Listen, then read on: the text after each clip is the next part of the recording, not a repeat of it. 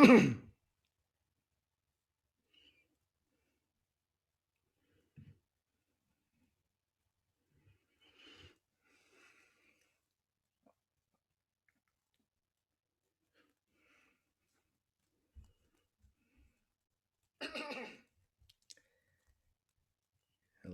everybody. If anybody is out there, hopefully have a live stream with James Altucher, who's become somewhat famous, perhaps infamous. Hello, everybody. If anybody is out there, hopefully. And while we're waiting for James, I want to first begin by reading some of the controversy. I want to share the controversy, teach the controversy, and that will hopefully segue into the moment when James gets on the line with us.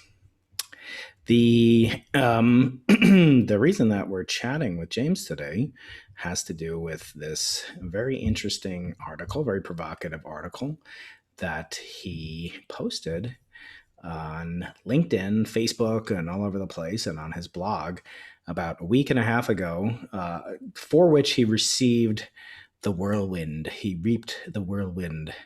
And it was interesting to me because James has always told me the most important thing is to be honest and courageous and publish things even when you're scared to publish things. Don't be afraid to go live with something, as I'm doing now, because it is usually a sign when you're nervous that you're on the right track, that you're doing something good, that you're not doing it for likes and clicks and hearts and whatever else. That he recommends, and I started to do this as well, based on his information and based on his suggestion. Let me just put this out with James Altucher. There we go. Just so people can follow the stream. Hi out there, everybody. Hi, Peter. It's great to see you guys. What James recommends is that's a sign. That's your inner voice telling you you're on the right track. When you're scared to publish something, I've had people on that I disagree with vehemently when it comes to politics or it comes to their views on certain things, scientifically, even otherwise. And I think the thing to do in that case is to separate the personal from the professional or from the idea. And I think when you do that, it makes for deep connections with the people who will resonate with your ideas. And people like people that are courageous. They don't like people that take popular opinions and maintain the status quo. And of course, it's okay to disagree with things that people like James will say. But in the end, I think that some of the attacks, especially this attack that James received yesterday, which precipitated this conversation that I hope to have with James if he beams in from Florida, was actually precipitated by an ad hominem, somewhat funny op-ed in the New York Times by none other than Jerry Seinfeld. And that really surprised me because I know that they personally know each other, and the vehemence, the derision, the anger in Jerry Seinfeld's article kind of belied the underlying sentiment that I think he was attempting to say, and it got picked up by the New York Post, and then Bill DeBlasio, the mayor of New York City. I won't say what I think about him currently. Again, I try not to be political on the show. Suffice to say, let me give my bona fides. I was born in New York.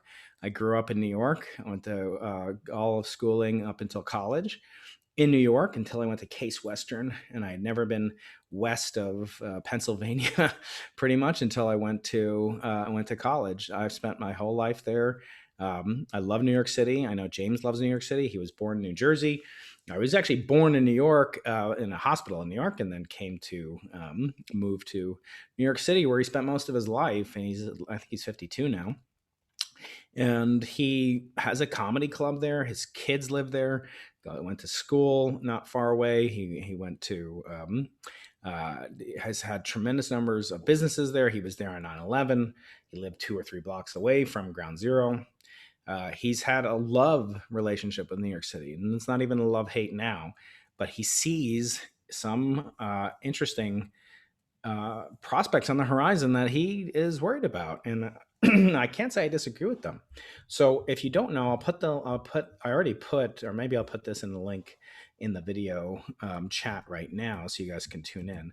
So the first link I'm going to put in is a link to the article in LinkedIn that James published, and this has to do with the New York City forecast that he's making that caused so much backlash, attention, etc., to come to James, and including, as I said, with even folks like chat right now, so you guys can tune in. Bill DeBlasio and others. So here's the LinkedIn article. I'll link that there, and then I'll put the Seinfeld response, which I think even for Jerry was over the top. But I want to get James' reaction. And it's also a study on how you handle this kind of criticism, especially when you put things out into the world and you have no control over how they're going to be reacted to. And I will want to discuss with James how he takes this in comparison to how someone like Noam Chomsky, who also was the victim of a vicious leveling of attacks, and the two of them couldn't be more different in a lot of ways. But the attacks that Chomsky got for signing onto a letter in where was it? One of you guys will tell me where it was. Harper's Magazine, that's right. And he signed on, and then people like J.K. Rowling, who for some reason is incredibly controversial. I know some of you will probably correct me and tell me that I'm a fool for not knowing or understanding why, but everybody, is like, not only is everybody famous for 15 minutes, everyone will have derision leveled at them for 15 minutes. So it's really quite frustrating. James is a friend. He inspires me to do better as a podcaster. He's got literally probably 10,000 hours just worth of interviews with people, personalities online. Plus, he's been on millions of podcasts himself. And if you know the Anders Ericsson or the Made Famous by Malcolm Gladwell, I really urge you to look into what James does, because he's got that 10,000 hours that's, apocryphally called the minimum number to achieve mastery in a subject, whether that's being a pilot. Pilots with 10,000 hours are fairly rare, and they're quite talented. It takes a lot of ability, skill, wisdom, and most importantly, experience to get to a level of proficiency where you can live long enough to fly for 10,000 hours. I have less than half of that, but I'm working my way up and doing so. Hopefully someday I will be a master by that definition. But James is a master podcaster, and he literally has been doing this since the early 2000s when podcasting became a thing. And he's influenced many people. He's had many shows of his own. He's had shows with people like Stephen Dubner from Freakonomics. He's done where I met him, a TEDx talk in San Diego in 2014. And he has one of the best-selling books of all time in the self-help genre called Choose Yourself. And that's kind of the theme that he lives in his life, where he is not afraid to take positions, to look after his interests first. And then if people go along with him, he will, he'll take people along for the ride and share his talents, his ideas. He gives away literally, tens and tens of ideas a week away to people for businesses, for investments. And I want to talk to him about that. Because I think it gives him credibility. You can make predictions. Anybody can make predictions, but it's hard to kind of stick your neck out as consistently and not be fearful. And that's one of the things I most respect about him. I mean, can you imagine, Jerry Seinfeld is probably the most popular comedian alive today. I mean, he's not been canceled himself. He avoids certain situations where he claims he would get canceled, college campuses, etc. And so can you imagine someone with tens of millions of followers, fans, most popular show in the history of television, billionaire, connected deeply in Hollywood? You imagine if he wrote an op-ed and he called you a putz, which, this is actually not rated for kids, but it's a derisive term for a certain appendage on the male human body. So I think it would be quite terrifying, and I want to know, how did somebody react to that when such a thing happens, and like, can you just imagine that? I wouldn't like it if someone in my social circle said that about me in the local school newspaper, let alone on the op-ed section of the New York Times, the paper of record. And literally it's been picked up around the world. Jerry Seinfeld comes out and smashes, cowardly, blah blah blah, and it really it hurt me because I have so much respect for James. I respect Jerry. I think he's funny. They're two totally different personalities. Jerry, obviously, extremely successful, a very creative mind. But James is also, I mean, this is a guy who is a computer scientist, went to Cornell, Carnegie Mellon, did serious computer science, created some of the first websites in history for top commercial enterprises like Amex, HBO, et cetera. Was early investor, made tens of millions of dollars and lost tens of millions of dollars. And is just completely candid. And as he says, he spills his guts about what he has experienced. And he does so, as we pilots say, you can't really afford to make mistakes, all the mistakes that can be made. So you must learn from the mistakes of other pilots, or else you won't live long enough to make them all yourself. He does these things in part to transfer his wisdom and his knowledge about how he has handled things, including firing, rejection, relationship collapse, divorce. He's been married 3 times. Not everything about James is worthy of emulation, certainly according to my wife, who also enjoys his work and his comedy. But I think it's really interesting. I hope he'll join soon. If not, I'll continue reading until he does. He's just been interviewed on all these big name radio shows. So let me just first start off reading James' writing in LinkedIn. I linked it in the chat. I'll put it in the text description later on. He says, I love New York City. When I first moved to New York City, it was a dream. Every corner was like a theater production happening right in front of me. So much personality, so many stories. Every subculture I loved was in New York City. I could play chess all day and night. I could go to comedy clubs. I could start any type of business. I could meet people. I had family. I had friends, opportunities. No matter what happened to me, New York City was a net I could fall back on and bounce up. Now it's completely dead. But New York City always bounces back. No, not this time. But New York City is the center of the financial universe. Opportunities will flourish here again. Not this time. New York City has experienced worse. No, it hasn't. A Facebook group formed a few weeks ago that was for people that were planning a move and wanted others to talk and ask advice from.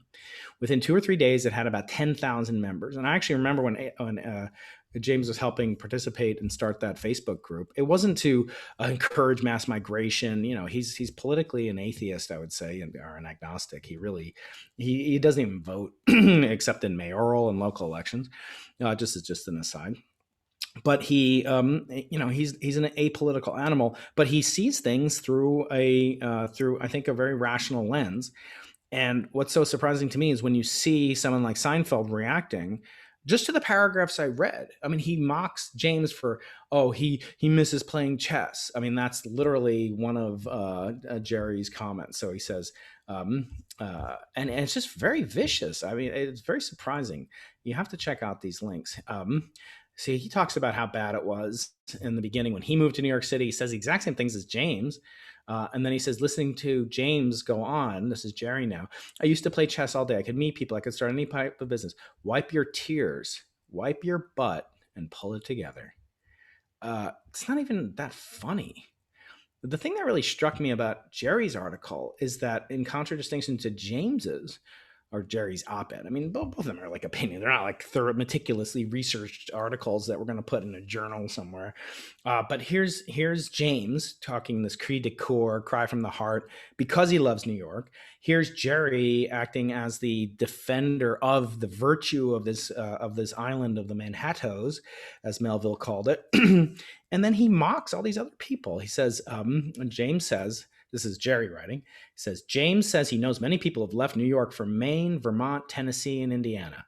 I have been to all these places many, many, many times over many decades. And with all due respect and affection, are you kidding me? I mean, that's completely offensive. By the way, whenever somebody says, don't take this the wrong way, or I really shouldn't say this, but they're about to say something that they really believe and that's really obnoxious and awful, but they're trying to give it some sort of intellectual, psychological cover so that they can plausibly deny it later on.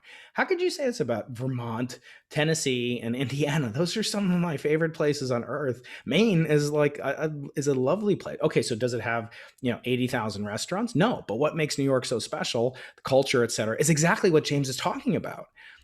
Being affected and afflicted by the coronavirus. So I think it's first of all the mockery of middle America, and in particular, he reserves a special vitriol, Jerry Seinfeld does, for Florida, basically saying you can't do it. You can do it from Miami. Florida is, you deserve Florida. Basically, completely mocking Florida as well. And I think it gives a bad name to kind of the traditional stereotype of people from New York.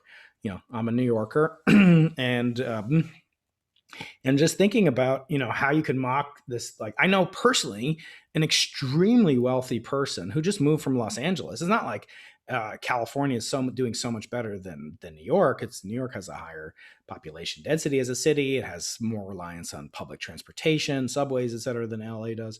I know an extremely wealthy person who just moved from LA to Nashville, Tennessee, and he loves it. He totally loves it. This is a guy whose kids are in Hollywood productions. He's in Hollywood productions. Why did he leave? LA doesn't have enough culture, the culture of New York. You got to be kidding me. It has even more now because we can go outside in the warm temperatures and actually enjoy outdoor dining, etc. Yeah, you can do that in New York for a little while. I don't know how good it's going to be come December 1st or next year when they open Broadway.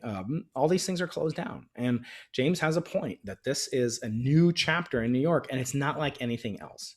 So continuing with James's article, sorry to keep going back and forth, but I think it's important for me to kind of give my perspective. The first part was this derision and superiority, the smugness of Seinfeld. By the way, it's true. James wrote a retort to Jerry on Twitter, which was kind of funny. He's like, yeah, it's great for you. And Jerry writes, oh, I'm on Long Island right as we speak. Yeah, Jerry's on Long Island. He's not in like Bayshore, or he's not in the Five Towns or wherever. He's not on Fire Island. He's on East Hampton. I've seen his mansion on East Hampton. It is not like sheltering in place for most of us. So Jerry the sanctimonious kind of sheltering too.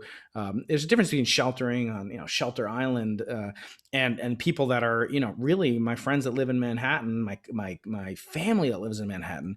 They feel under siege even still. And they're still so glad and so appreciative of the healthcare workers that are taking care of everybody. But the bottom line is it feels much more like, kind of the Blitz of London or something like that. This is according to, I have hundreds of family and friends from there. I went to high school there. I went to elementary school there. I grew up there. James did too. So why does he say the most important reasons to move to New York City? Let's say you're going to move to New York City right now. There would be business opportunities, there's culture, there's food and friends. But of course, if you have friends around the country, unlike, potentially Jerry Seinfeld, although Jerry spends a lot of time out here in LA. So, it's sort of nice for him to be able to be bi-coastal in that sense. And he has more opportunities than James or someone else might have. It helps to have your own jet and a stockpile of Porsches to get yourself around, as Jerry certainly does. But nevertheless, let's look at these three opportunities. Let's just look at them dispassionately, rationally, like scientists. Okay, so business is James correct? Midtown Manhattan, the center of business in New York City, is empty.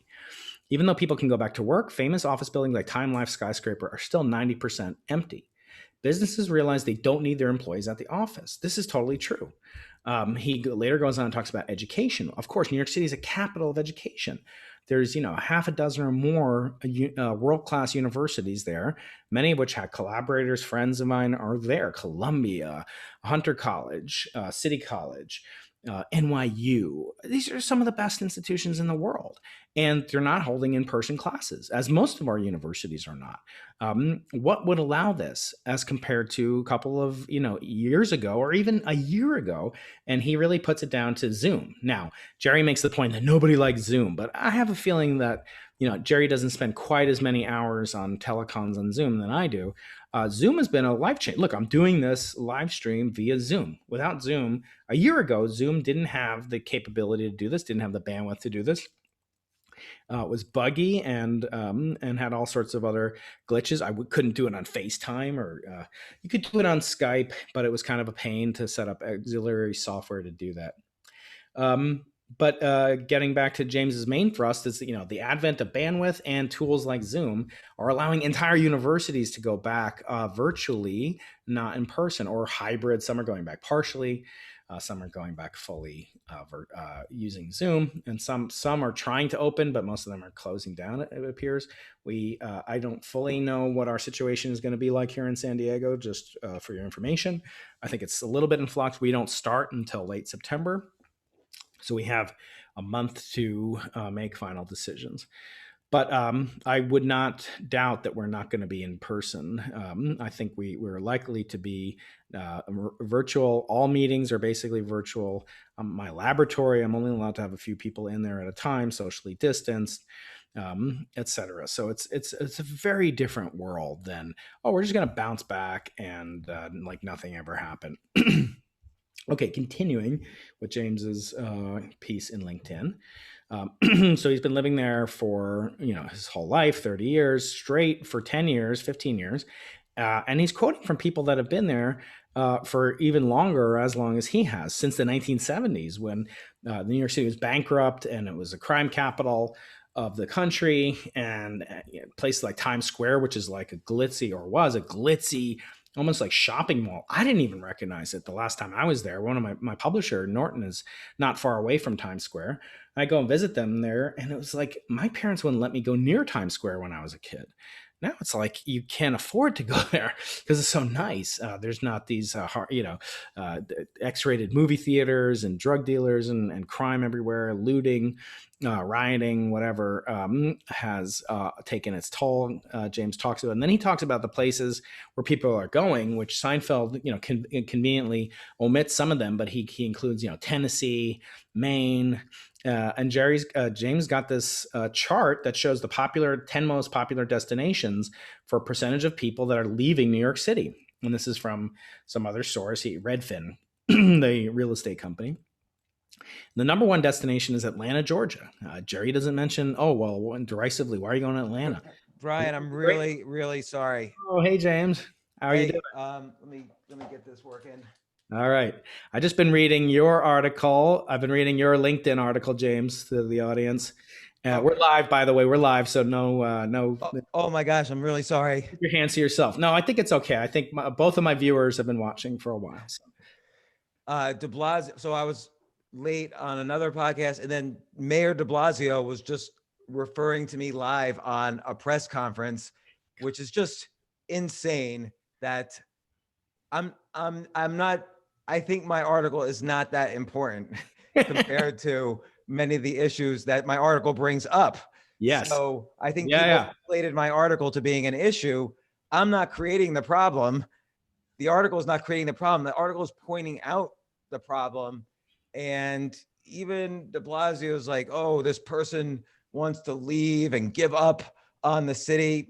I said no such thing, of course. I point out the facts that are undeniable, and I talk about my own love for the city. And everybody went insane on that.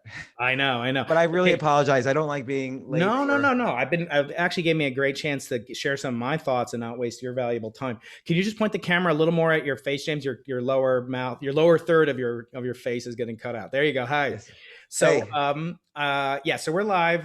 There's a bunch of people on, but the first thing I want to say is that you have tremendous courage. And you're a hilarious guy, and I learn a lot from you comedically, as a podcaster, as a father, not as a husband, because third time's a charm for you. I'm hoping the first time will work out for me. But Judy Bloom told me third time's a charm also. So Judy Bloom defined our childhood. That's right. Without her, I wouldn't become a man. Right. I wouldn't know what to do when I got my period the first time. Yeah, I mean, exactly. That was a. Are you there, guys? I haven't gotten it since. I have not gotten it since. So, but that might have been a body blow from my older brother. So, James, first of all, thank you so much for your courage. I always tell you, you've got the rarest human trait, which is courage, because this withering, I mean, imagine like if I told you 2 weeks ago, you're going to wake up, one of the most famous human beings who's ever lived, a billionaire, is going to be besieging you, attacking you, not for something you did, you didn't do anything. And the mayor of the largest city in America would be attacking you, assailing you, criticizing you. I mean, you thought 2020 was a simulation before. Where's your mind at right now? It's so funny you bring up the simulation thing because first off, I mean, the article was already creating weight. I wrote the article a week and a half ago. You know, the title is New York City is dead forever. Here's why. And I really wanted it to be a wake up call. This is my city too. I was born in this city. Yep. I've lived in it. I lived here all through the pandemic, but I was also living right next to ground zero on 9/11. I was living on Wall Street during the financial collapse. And I'm worried. And here's the issues. These are facts. These issues, they're facts. I didn't create them. I'm reporting them. And not quite as a reporter, but as someone who's a concerned lifelong New Yorker. And it got a lot of attention last week. You know, people wrote articles like, this guy could just drop dead. You know, I hope he jumps in the water with a lead lifesaver. This guy, people would send me entire videos, you should be hung. And I was getting a lot of hate, but also a lot of people were saying, yeah, you know, people were privately messaging me like, yeah, you know, there's issues. We left New York, or this is why we're moving to Memphis, Tennessee, or whatever. And my point was too, is that opportunity now, the good side of this is opportunity now might be decentralized throughout the whole country. We live in a country built on innovationism. Let's use that word instead of capitalism. So innovationism, our ability for each generation to innovate. And this might mean that the entire country now innovation will be dispersed from San Francisco, LA, New York City, and every city now could be a source of innovation. Yeah. But New York City is going to have these economic issues. And also, I don't know what to do about them. Like, they're really important, huge issues. And again, they're facts. They're not my opinion. And then everybody went crazy. And that was last week. So then Monday, I figure, okay, it's died down now. Everything's going to be okay. I was a little stressed out because I usually get some hate. You know, you're not really writing anything interesting if there's not a little bit of controversy. Yeah. Because then you're not stating a new opinion. But then I wake up and I woke up and I saw right when somebody texted me, hey, you Putz, what's going on? And I'm like, why is this woman I hardly ever speak to calling me a Putz? Like, what? I've never been called that before. And then apparently there was a reason. Jerry Seinfeld in the New York Times had singled me out for some reason and was saying basically the worst. He was eviscerating me. Like, you know, he's a funny guy. So he tore I said me. It wasn't funny. It was ad hominem, which is not funny. Yeah, no, right. I don't know what he was doing. Like, and I still don't know why really. He was tearing me apart. And and it was because of the article, but he didn't address the fact that, look, up to 30 to 40 to 50% of restaurants in New York City might be shut down forever. Yeah. Broadway might be shut. Like, who's going to invest in the next Broadway production? Where's Broadway going? It might be. They're going outdoors, James. It's going to be on Broadway. Literally, you're going to be on. Right. Which will be impossible because of the way Broadway is structured with unions. But then what happens to the whole economy around Broadway? The restaurants, the hotels, the tourism, you know, what happens to commercial real estate when everybody goes remote? And why are they going to go remote? Well, bandwidth now, you and I were talking at 30, 40 megabits per second, whereas in 2008, it was only 2 megabits per second. So now we can do this remote. And every company has realized that. And it turns out actually, there's studies on this, remote is more productive and it's cost savings. So what happens to New York City tax revenues? Meanwhile, deficits are going up. So, and look, it's not me saying this. I know. Blasio is firing 22,000 workers on August 31st. He's firing EMTs, teachers, MTA workers, police, garbage collectors. So what's going to happen? There's going to be garbage all over the streets. And people's lives are going to be in danger. And I just point this all out. Jerry Seinfeld could have helped. He's in a strong position of influence, much more influential than me. Maybe he could have pointed to some solutions, or he could have written, hey, maybe we need some sort of bailout, or maybe we need people to gather together and help the community. Instead, he spent almost the entire article, like 95% of it, attacking me personally, and 5% saying New York's got grit. Right. And yeah, all these amorphous things. The other thing, James, I pointed out, sorry to interrupt, is that the absolute derision that he has for anyone who's not in New York. And I was saying to my listeners before you got on, like Jerry's writing this from a mansion which I personally have seen that has a phalanx of Porsches out in front of it from the 1950s to today. Next to a private jet. So he says, I also have a place on Long Island, like it's in Bayshore.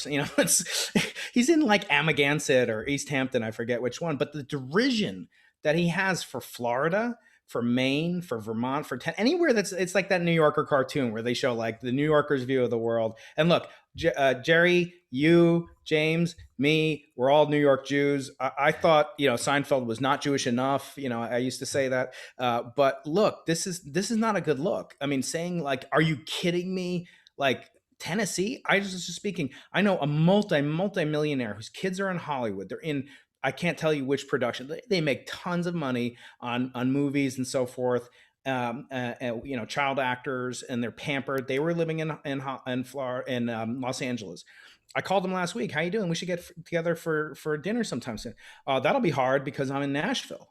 I'm like, what the heck? You're in Nashville? He's like, yeah, I couldn't take it anymore. And I'm like, LA has much more going for it right now because of our temperature, proximity to the Pacific, lack of coronavirus patients compared to New York City. Unfortunately, it was, you and I and Jerry are all lifelong New Yorkers at heart, but he moved, and he's a New Yorker, but he moved from LA to Nashville. What's wrong with Nashville? I mean, he said he got 7 times the house that he was living in, in Hollywood. He got, he's got immediately, he can do his work remote over. I was talking to him over Zoom. He's he's doing this and that. He's setting up, his kids can do voiceovers and stuff for Disney using Zoom. That's what they're doing. And to have this vitriol for people, in Tennessee, this guy can run rings, and not to mention the fact that you're doing comedy still from Stand Up New York, but you're doing it outside. How are we going to keep doing that in January? I mean, this has gotten ridiculous. But the ad hominem attack, the last thing I'll say before you continue is, it reminded me of this conversation I had with Noam Chomsky. And you remember I was asking you for advice. Should I publish this thing? I was kind of nervous because I don't agree with him on much politically, but you were like, "That's precisely the reason you have to publish this. You encourage me to have courage," and that was I call that the Altucher assay. When you have this nagging, tingling doubt, should I do this? Should I push the post button? That's exactly when you have to get over the hurdle, go through the tunnel, and push that button.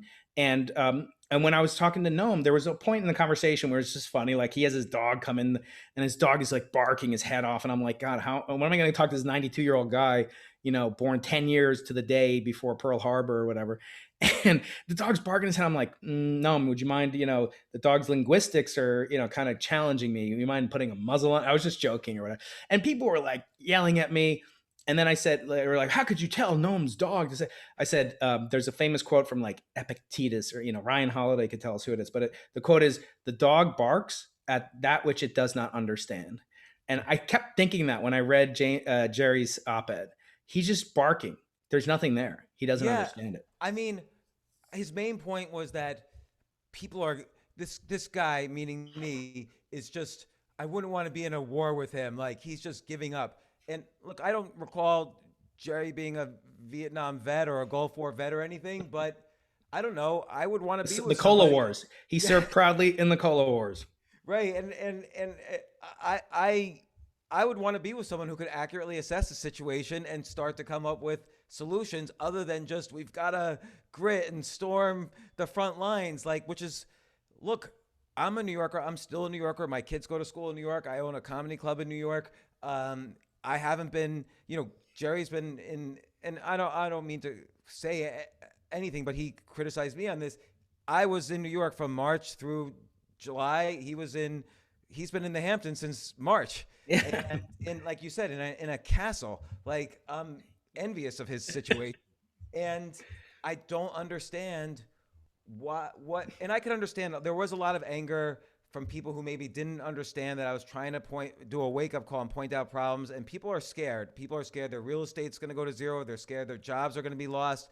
And I'm trying to say, there's, again, even the New York Times says that a third of small businesses in New York City might not ever come back. Yeah. And, this is a scary thing. So yes, I didn't expect people to direct their anger at me, but it happened, whatever. But I don't know what his agenda was or why he did it, or he's a smart guy. I'm not questioning that. I just don't understand it. Like, okay, well, Jerry, how does grit help when every restaurant goes out of business? How does grit, some people are saying if indoor dining is closed through the winter, 90% of restaurants might go out of business. Yeah. What, Jerry, what's going to happen then? You tell us. Like, yeah, the only thing I see exactly grit doing is encouraging people to wear masks. Like, people have feel the need to actually do something. Humans are, animus, an animal that likes to do something, right? And so putting on a mask, and there's differing kind of philosophy. Some resist it, some don't. But the point is, the mask is something that you can do actively. Tell me, when you have 5 kids and you have to educate them, and you've got one computer, not like Jerry, presumably, and et cetera, and they're all fighting over it, and they have to be quiet, and you've got one pair of headphones, and they got 6 Zoom calls. It is a nightmare. And there's never been 9/11. You could go to, I went down to 9/11 ground zero. My cousin went down there as it was happening, and he was just trying to help. I was in the building. Yeah, you were right next to it. Yeah. When that happened, and you could do something, and people did, and their hearts poured out. What do you do now? There's people use this metaphor of the virus. We're in a war against the virus. We're not. There's no war. There's no enemy that you can fight. Like all of a sudden we're all going to become epidemiologists and molecular biologists. I mean, that's what we're left with. But the fact that he just, like, it was kind of like this. I felt it was a little pandering. He's kind of like, New York's going to be there, kind of like the Billy Joel anthem after 9/11, or, it's kind of like, now we're going to solidify. But the fact, how does it feel that, yeah, this is targeting around you, and it's not even targeting your ideas, because he's just like, everyone hates Zoom. Okay, so like, I'm on a lot more Zooms than you are, Jerry, I'm sure. I used to joke that I thought as an astronomer I'd be on telescopes, but I'm on telecons most of my life. And for him to, like, oh, Zoom sucks. Okay, so like, when you have your virtual 3D hologram, virtual presence, are you still gonna not, believe that there's something that's different qualitatively? And the other thing I'll say before you go on, James, is, he makes fun of, like, he says, well, Silicon Valley, do you know why people live there? The biggest tower, I believe, west of Manhattan is the Salesforce Tower in San Francisco.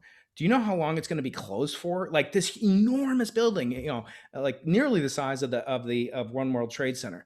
They're closing it for at least a year. They're saying, you don't have to come back to Salesforce. You don't have to come back to Twitter. You don't have to come back to Google. You can, Right. All my friends that are working at Google in LA, in the Bay Area, they're working from home. It's not affecting them as much as Jerry might think they were, because they don't have the in-person, energy, as he calls it. So what do you make of that? Like, how can, yeah. Mm-hmm. Just on that point though, it's interesting. He says people don't want to do that. Well, I haven't found that to be true. Most people I speak to, yes, sometimes they like going into the office and sometimes they don't, but many people don't like going into a cubicle and just hanging out with their cubicle mates all day long.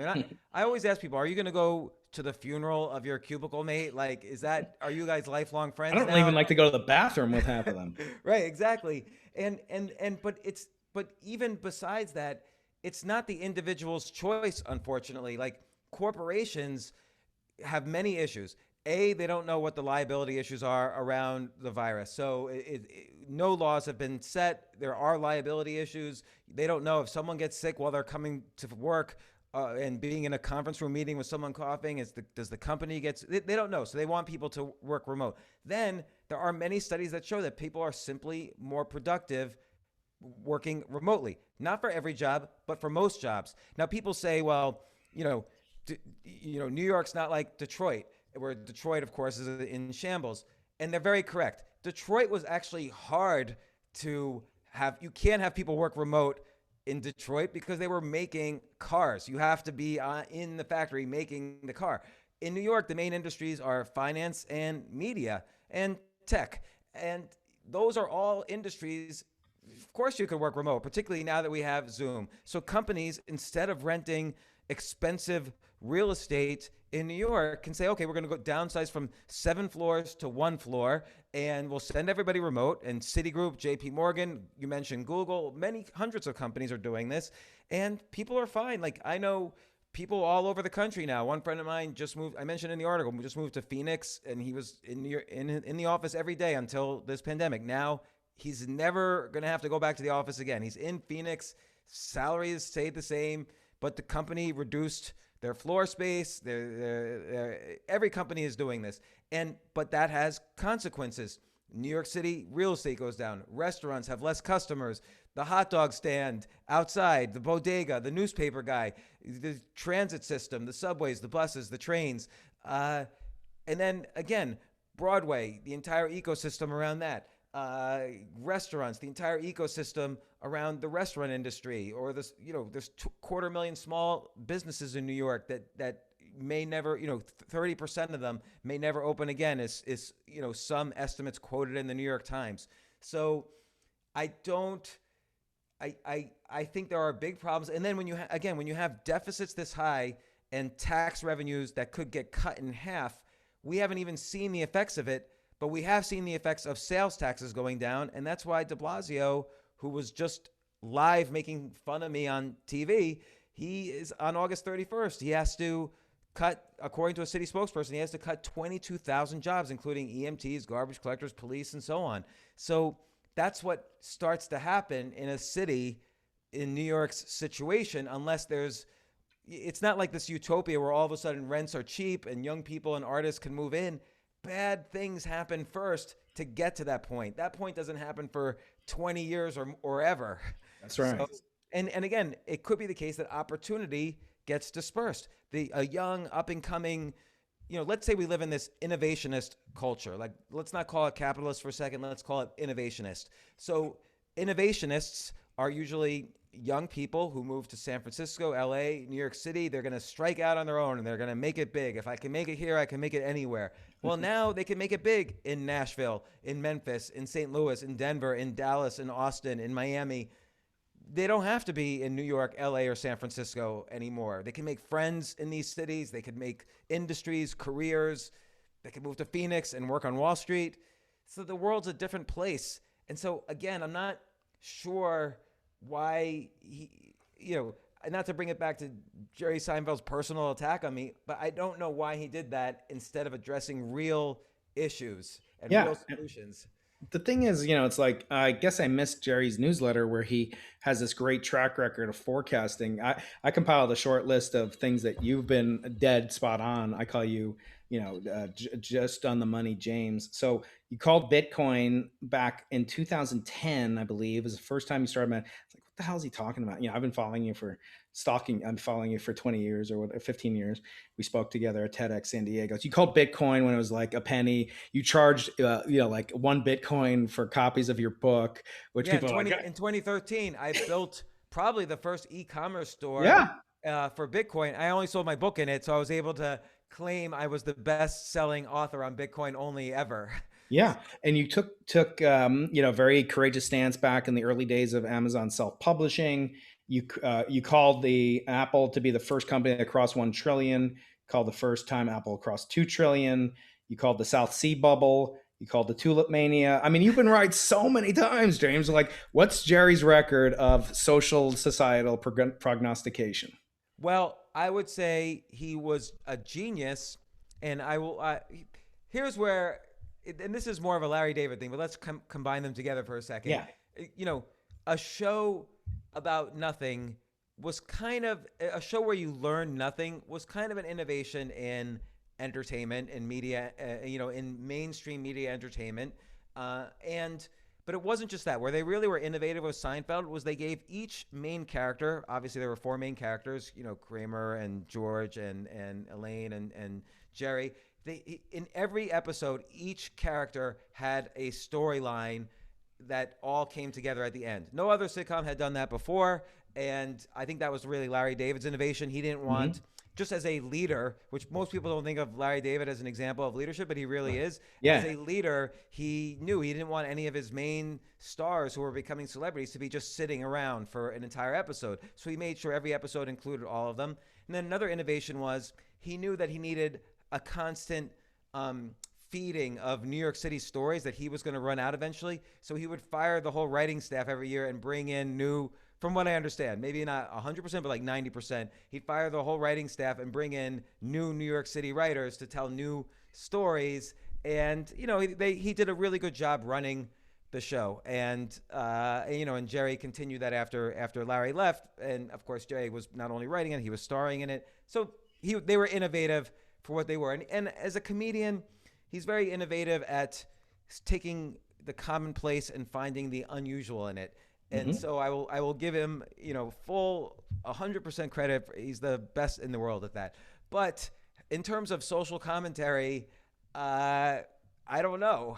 And again, the only time I've ever seen him make any social commentary was when he wrote this op-ed. I have never seen him write anything about anything before, and I've never seen an op-ed so thoroughly just be a nonstop insult before. Yeah. And it was almost, I couldn't tell whether to be funny or stressed that it was about me. Like, it was funny in the sense that this is clearly a simulation now. I've proven it, and everybody is fake, and this is just about me, and I'm tired of this game. You could turn it off now.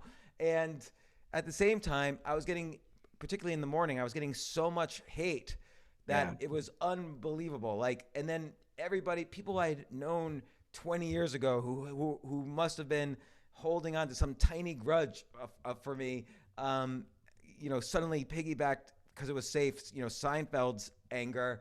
And it was just very disturbing. Then I wrote a rebuttal, and people kind of, even if they didn't read the original article, maybe they read the rebuttal. But by the end of the day, I felt like people were starting to say, oh, Jerry was just insulting this guy, and this guy was just presenting real rational issues. And by the way, he's from New York, also born and bred, and he had real things to say. Yeah. I was, saying to my wife, I was like, why don't these two guys just settle it like New Yorkers have traditionally done for hundreds of years, like Aaron Burr and Alexander Hamilton. Like, we should just have, that's a gentlemanly way to do it. You guys should just hash it out. But, this saying, I wrote you on Twitter, I said, something like, this rating's gold. Like, now you're getting so much attention. There's a book, 1984. You surely know it, Animal Farm. Another one, an Animal Farm. Orwell talks about Benjamin the donkey, and he's like, yeah, I've got this great tail, and the tail keeps away the flies. And the pig's like, oh, you're so lucky. And the donkey's like, yeah, but I'd rather not have the flies and not need the tail. It's like, how do you come down on that now? Like, it's hard to imagine that you're going to get like this, again, a billionaire, super powerful Hollywood guy. And I'm talking about James Altucher. No, I'm talking about Jerry.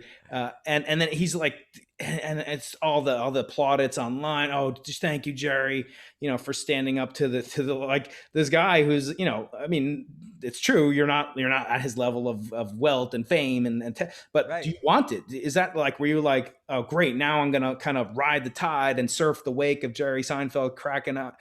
Also, he doesn't mention you, but he mentions your club. I thought it was kind of weird. On one hand, he's saying he trashed the club. And by the way, he's performed regularly there. He lives around, when he's in Manhattan, he's around the corner from the club. I'm sure he is. This is the club he performs at. And he says, you need to spruce it up.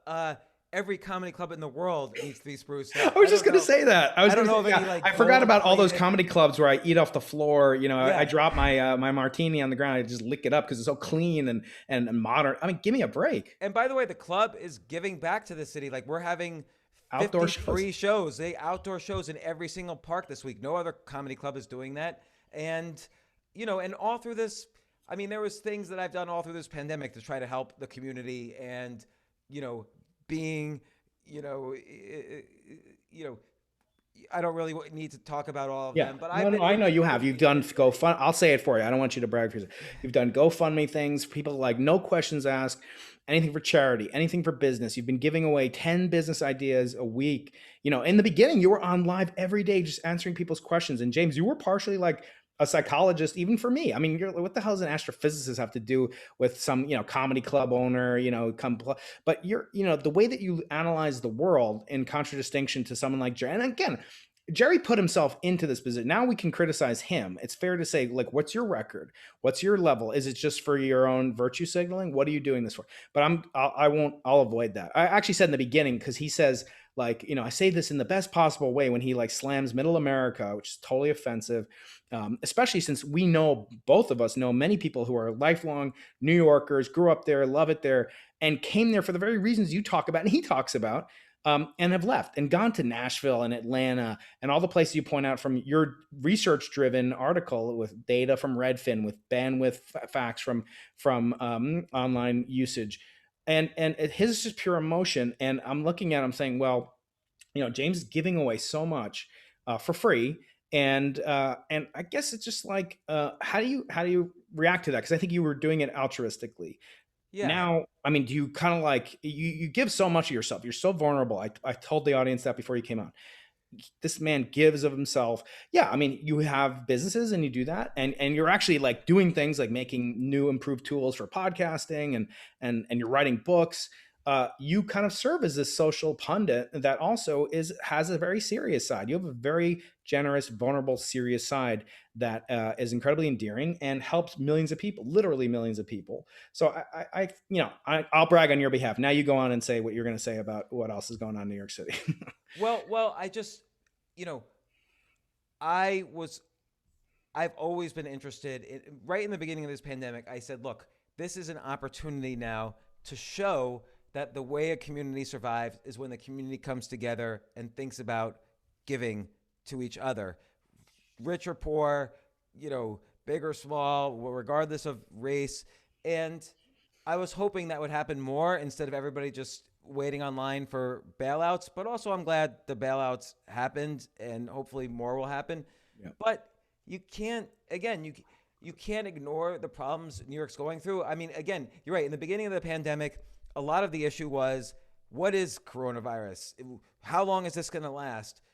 The New York Times said there's going to be 140 million deaths around the world. Is that true? Like, what's going to happen? So I was going through the mathematical models and showing why some were wrong, some were right. I was trying to explain the math of what does exponential mean in a real world environment. It doesn't mean you double forever. It means it's like a learning curve. You double and then you level off, which that's a pandemic curve is the same as, it looks like a learning curve. And, and then with the economy, I was having Federal Reserve governors on, I was having on economists, investors, congressmen, and on several politicians, just to understand, okay, this is what could happen. And I was worried, if the pandemic lasts for a certain period of time, or the lockdown, and this is not a statement on the medicine of it or anything, it's just the lockdown is what it is now. This is what would happen. We could have a problem. These problems are starting to come to life now. The article was really a continuation of what I've been saying all along, that these are some of the problems that not only could exist, but now they do exist. And, the hope, I don't know if there's hope or not, but there's just certainly more and more uncertainty. And again, for him to ignore that, I get it, because he is not going to face the problems. The workers are going to face the problems, and the city is going to face the problems, and the people working for the city, and the people working for the ecosystem around the city, and the people who own assets like real estate in the city. And again, last week, I don't know what I could have done differently. Like, I don't know why. Maybe because I told my own personal story in there, it got a little bit more emotionally charged. So that created a cognitive bias of some sort that was aimed at me instead of aimed at the issues. But then for Seinfeld, like, why do you think Seinfeld did that? Like, why would he need to do that? I think people, again, they want to do something. So, we have a rule as pilots. We say, don't just do something, stand there. Or another adage from like the World War II, but now it doesn't work with, an Apple Watch. But it used to be, in case of emergency, step 1 on your checklist, wind your watch. And it's like people don't like that. It makes them feel very uncomfortable. They like to have, it's like inertia bias. Like they need to feel like they're doing something or else they feel helpless. And I think he's basically, I mean, what is the, I think in a pandemic, let's say an asteroid is coming to the Earth. Let's get a comedian. Like, no, it's not going to happen. Like that's not a top on your, not to say he's, I mean, he does, he probably gives charity. I actually don't know much about what he does. But his job is to make people entertain and to make people laugh. I'm not even saying, oh, stay in your lane, but that's his skill set. That's his, and he is a businessman. He is a leader, etc. I think, combined with a lot of good luck that he had, that he acknowledges. But on the other flip side, it's like, I think people in that world that are purely entertainers, unlike you, like actresses, like every 4 years, we get a statement from Hollywood actors and actresses on why we should vote for the Democrat who's running for president, right? It's never like we get the same thing from 70 Nobel Prize winners every 4 years, like clockwork. This is why you should vote for the Democrat. Fine, I don't talk politics on the show, as you know, but I think that there's even for scientists, like what we do when I study the universe, it's significant on some level, on some meta huge level of thinking about the most important things in the universe, but on a daily basis. I saw a tweet from Andrew Cuomo, who's, I saw a tweet that he's attacking you now live on NBC. No, he's not, but it wouldn't surprise me, right? Yeah. So Cuomo's like, he's having a battle with DeBlasio. I think he's probably staying away from it. That's the only thing that's protecting me. He's the enemy of my enemy is my friend. Exactly right. Yeah, that's right. So I looked at his tweet. It's like, retweet if you think scientists, that people should listen to scientists, not politicians. I'm like, I'm a scientist. I'm not going to retweet that. Like, I know a lot about the early universe, the Big Bang, different ways the universe could have started. But you're going to listen to me just because I have, I understand differential geometry, topology, early universe theory. You're going to listen to me about like how we should impact, the continuation of the stimulus. No, that's why we elected you, buddy. Don't try to push that off on me. Unless you're going to start paying me that salary. So I'm happy to advise if Gavin Newsom, my boss here in California as a state employee, if he calls me up and he wants me to do some mathematical modeling, do some physical testing in my lab, and we volunteered to do that early on. But come on, listen to scientists but scientists want to do it. And I salute that. It's a virtue to want to be significant, to have an impact, to save a life, et cetera. So I think Jerry wants to like save the economy and do something significant because I think ultimately he knows deep down inside it's not the job of an entertainer to be significant, to have deep thoughts or to be a politician. But I sometimes think they have envy, like sometimes said like, physicists have math envy, because we can't prove things the way a mathematician can. I think sometimes comedians have, kind of politician envy. That's why you see people like this Hannah Gadsby, like they'll have things and they'll say, you are not going to laugh at our show. Like, no, I have enough things where I don't laugh. Make me laugh, right, clown. Right. Well, comedians have a very particular skill at walking into a room and seeing what's unusual in this room. But so take someone like Jon Stewart. Jon Stewart, over decades, honed that particular muscle to spot the unusual in the domain of news and politics. So he got extremely good at pointing out what's unusual in the political system, in the news, whatever. Whether you agree with him or not, that was his skill set. But, again, Jerry, he talks about Pop-Tarts, TV dinners, which people don't even eat. I don't know if they even sell TV dinners anymore. But he talks about these other things that are kind of, he's an expert at the mundane. I've actually, like I said before, I never seen him comment on something, not that he's not allowed to, by the way, but again, just don't, like you say, it's called an ad hominem attack, where if you don't have anything to say, you just attack you shoot the messenger. It's another way of saying shoot the messenger instead of understand the message. And I don't think he added to the conversation. And then, of course, DeBlasio, who's defending his record, is holding up his article saying, thank you, Jerry, who's this other guy? And, Bill de Blasio, you're the one who's going to have to fire everyone. And by the way, then it's happening to LA and San Francisco next. So what's going to happen? There's a lot of uncertainty. And if we don't trust our leadership, we need to at least be aware of their flaws so that we can make decisions for ourselves. Yes, New York City people have grit, and Americans have grit and resilience, and and we have a sense of the frontier. We can make it on our own to the frontier. Well, now the frontier is also inside of ourselves, because we have to overcome this fear about this pandemic and this economic insecurity. I mean, 55 million people in the country at some point or other in the past 5 months filed for unemployment insurance. That's more than 1 out of 3 workers. It's incredibly scary. And, Yeah. you know, you have to be able to. Jerry had to lay off 3 of his butlers. I mean, Yeah, exactly. ridiculous. And, you know, and I'm sure maybe some movies he was working on. I don't know. I don't even know what he does. I know he has a book coming out in October. So maybe this was part of that campaign he was given some space in the op-ed. So he decided to focus it on this issue. But since he's never really written on issues before, he didn't have that skill set. I don't even know, but he certainly knows how to tear someone apart. Like, he has that skill set. I know. It was funny. You said, finally you wrote some new material. Right. Like, I had to respond a little bit. So I said, yeah, like, I'm glad I inspired Seinfeld to finally write some new jokes.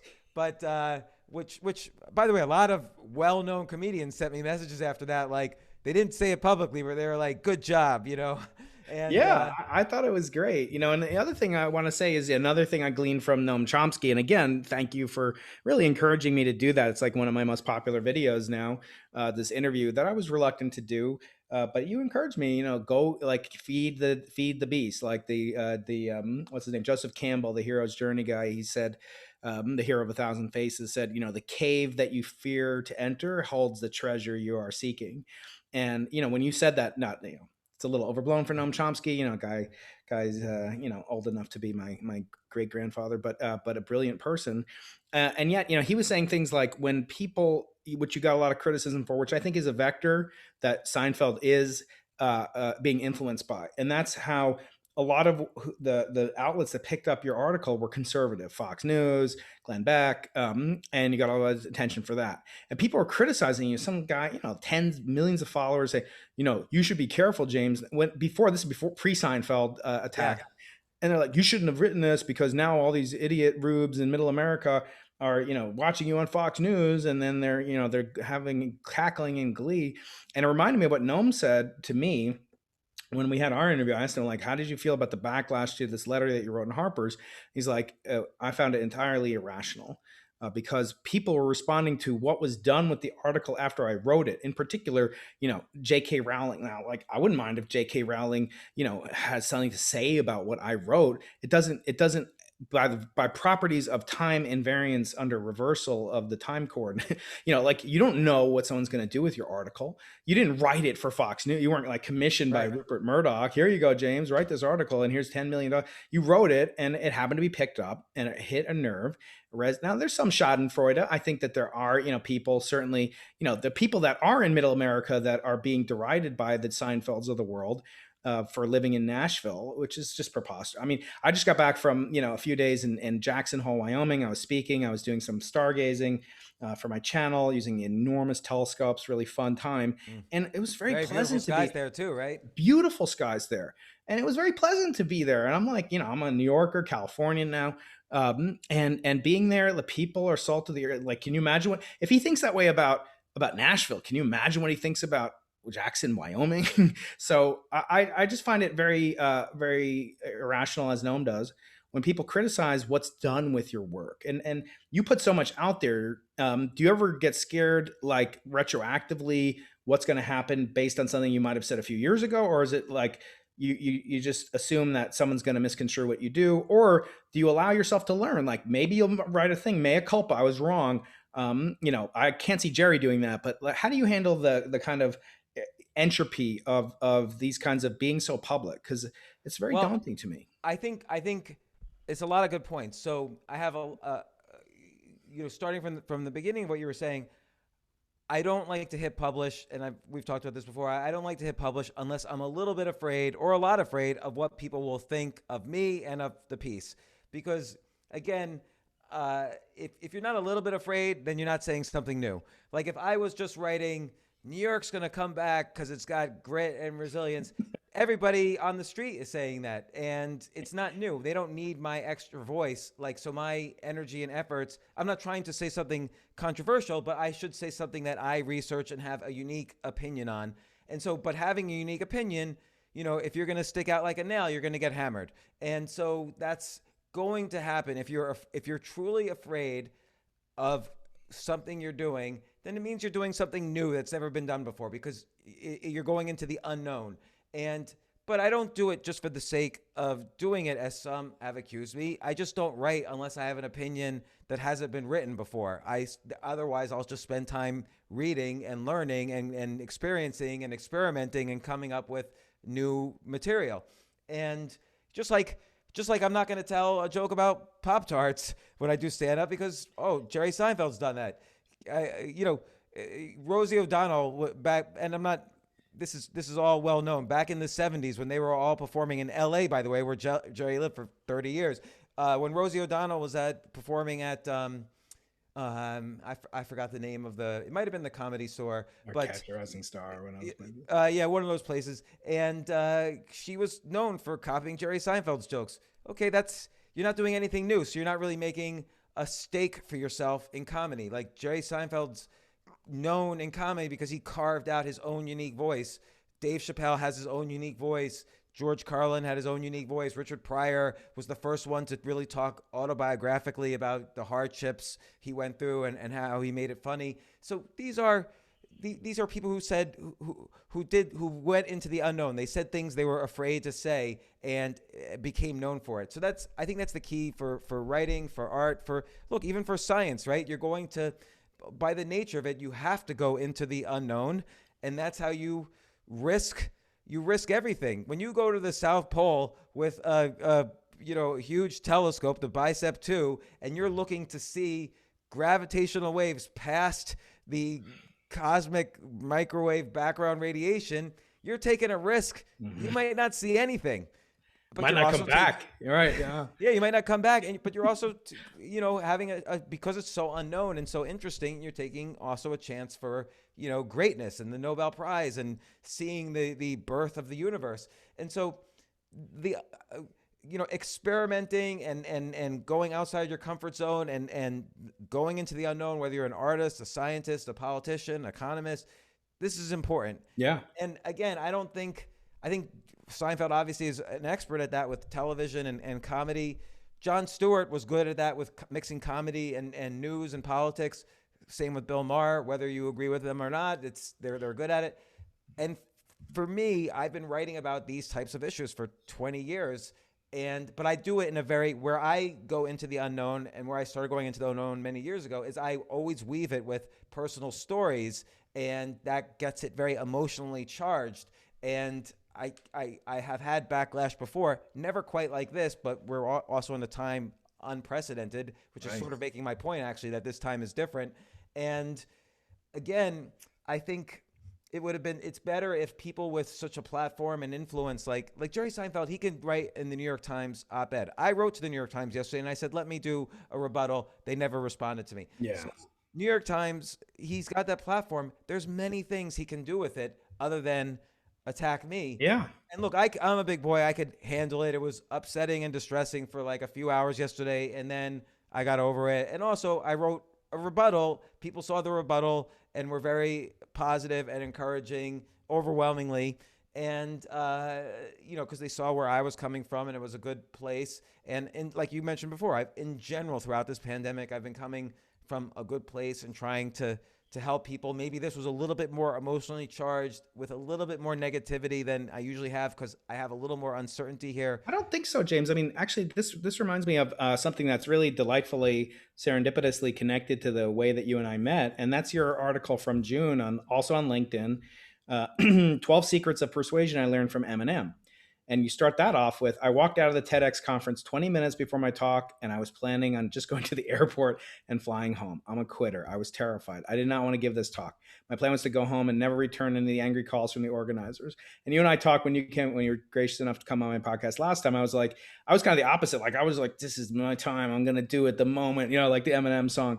Yeah. And then like, I was even diffusing it. And my mother-in-law came and said, are you nervous to speak? It was 2,000 people there.